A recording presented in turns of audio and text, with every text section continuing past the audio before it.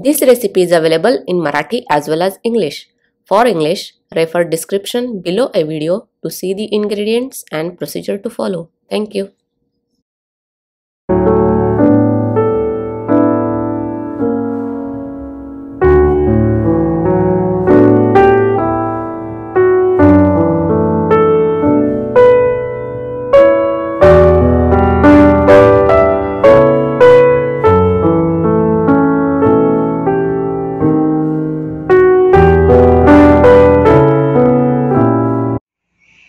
नमस्कार, मी रेखाच किचनमध्ये आपणा सर्वांचं खूप खूप मनापासून स्वागत। या अगोदर आपण रवा लाडू, बेसन लाडू, डिंक लाडू कसे करायचे हे पाहिले आहे।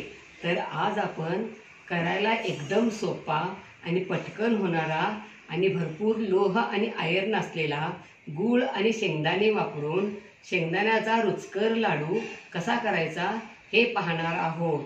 दररोज सकाळी नाश्त्याला लहानांपासून मोठ्यांपर्यंत सर्वांनीच शेंगदाण्याचा एक लाडू जरूर खावा आणि काही महत्त्वाच्या टिप्स देखील पाहणार आहोत। या अगोदर 132व्या एपिसोडमध्ये शेंगदाणा खजूर पोळी केली होती, तेव्हा आपण शेंगदाण्याचे आयुर्वेदिकदृष्ट्या आपल्या शरीराला कोणकोणते फायदे होतात हे जाणून घेतले आहे।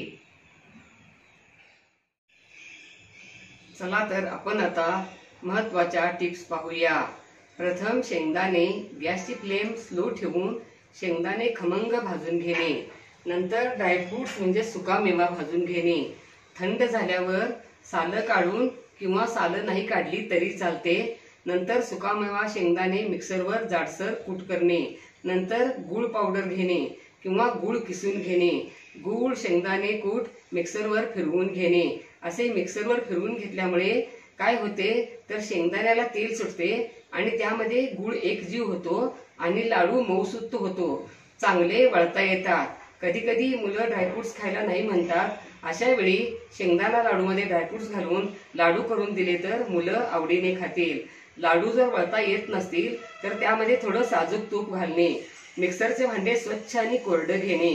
गूळ तुमच्या आवडीनुसार कमी जास्त घातला तरी चालते। सुकामेवा खसखस वगैरे घातल्यामुळे लाडू पौष्टिक होतात आणि रुचकर लागतात। आपण आता साहित्य पाहूया।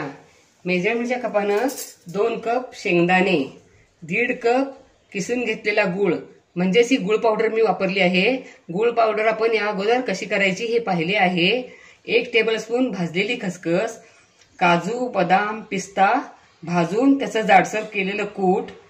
आणि आपण आता पॅन गरम करायला ठेवूया। गॅसची फ्लेम स्लो ठेवूया आणि त्यामध्ये शेंगदाणे घालूया आणि शेंगदाणे मंद गॅसवरती खमंग भाजून त्याचे जाडसर मिक्सरवरती थंड झाल्यावर कूट करून घेऊया। शेंगदाणे भाजून थंड झाल्यावर मी हे सालं न काढताच जाडसर कूट करून घेतलं आहे। यामध्ये ड्रायफ्रुट्स घालूया, यामध्ये गूळ घालूया। असा गूळ यामध्ये असं घालून आणि हे मिक्सरवरती आता फिरवूया।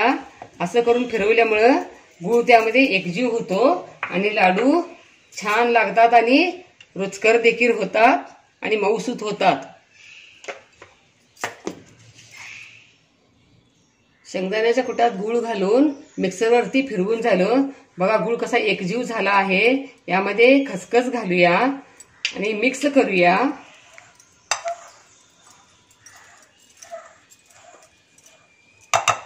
आणि यातलं थोडं मिश्रण घेऊया आणि असं हाताने असं आणि बोटाने प्रेस करत करत असं तळ हातावरती ठेवून असं आपण लाडू वळूया। लाडू वळून झाला या पद्धतीने आपण सगळेच लाडू वळूया आणि आता हा मस्तपैकी मऊसूत गोल गरगरीत शेंगदाण्याचा लाडू तयार। वाह, क्या बात है, लाजवाब। अशा पद्धतीने शेंगदाण्याचे लाडू तुम्ही जरूर करून बघा, तुम्हाला नक्कीच आवडतील। लाईक आणि सबस्क्राईब करा. कमेंट बॉक्समध्ये कमेंट टाका.